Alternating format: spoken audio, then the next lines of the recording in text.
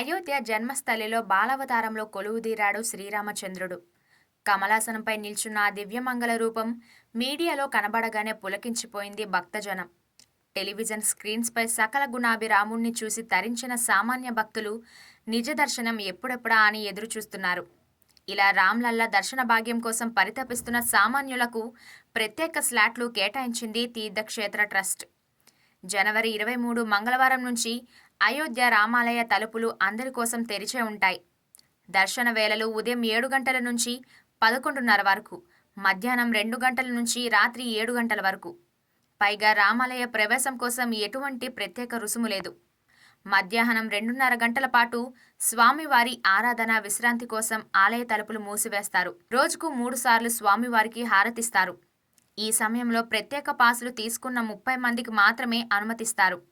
1992 డిసెంబర్లో అయోధ్యలో రామజన్మభూమి కోసం శ్రమించిన కరసేవకులకు దర్శనం విషయంలో తొలి ప్రాధాన్యం ఇవ్వబోతుంది ఆలయ ట్రస్ట్.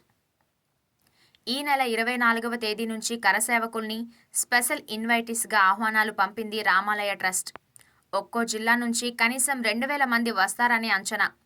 అన్ని రాష్ట్రాల నుంచి వచ్చే కరసేవకులతో అయోధ్యలో విపరీతమైన రద్దీ ఏర్పడే ఛాన్స్ ఉంది.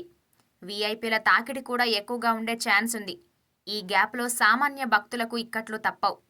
అందుకే మార్చ్, ఏప్రిల్ నెలల తర్వాతే మిగతా భక్తులు అయోధ్య ప్రయాణం పెట్టుకోవడం మంచిదనేది ట్రస్ట్ ఇస్తున్న సలహా.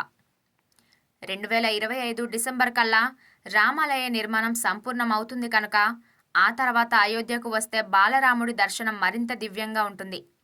ప్రస్తుతానికి గుడి నిర్మాణ పనుల్లోనే పూర్తిగా నిమగ్నమయ్యారు నిర్వాహకులు.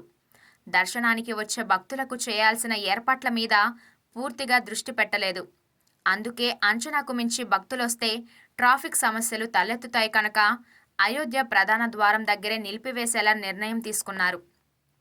అయినా అయోధ్యకు సామాన్య భక్తుల రాకపోకలు ఇక మీదట ఊహకందని రీతిలో పెరగబోతున్నాయి. దక్షిణాది రాష్ట్రాల్లో ముఖ్యంగా తెలుగునాట భక్తజనం అయోధ్య రాముడి దర్శనం కోసం తహతహలాడుతోంది. హైదరాబాద్ నుంచి అయోధ్యకు వెళ్లాలంటే 6 ఎక్స్ప్రెస్ రైళ్లున్నాయి. ఇందులో ఒక్కటి మాత్రమే నేరుగా అయోధ్య జంక్షన్కు చేరుకుంటుంది. మిగతావి మాన్కాపూర్, గోండా స్టేషన్ల మీదుగా వెళ్తాయి. అక్కడి నుంచి దాదాపు 50 కిలోమీటర్ల దూరంలో ఉంటుంది అయోధ్య క్షేత్రం. భాగ్యనగరం నుంచి అయోధ్య వెళ్లాలంటే సరాసరి 30 గంటల ప్రయాణ సమయం. కాశీయాత్రకు వెళ్లేవాళ్లు వారణాసి నుంచి మరో 4 గంటలు ప్రయాణిస్తే అయోధ్యకు చేరుకోవచ్చు. అటు ప్రధాన నగరాల నుంచి విమానాల రాకపోకల కోసం అయోధ్యలో అధునాతన ఎయిర్పోర్ట్ ఇటీవలే ప్రారంభమైంది.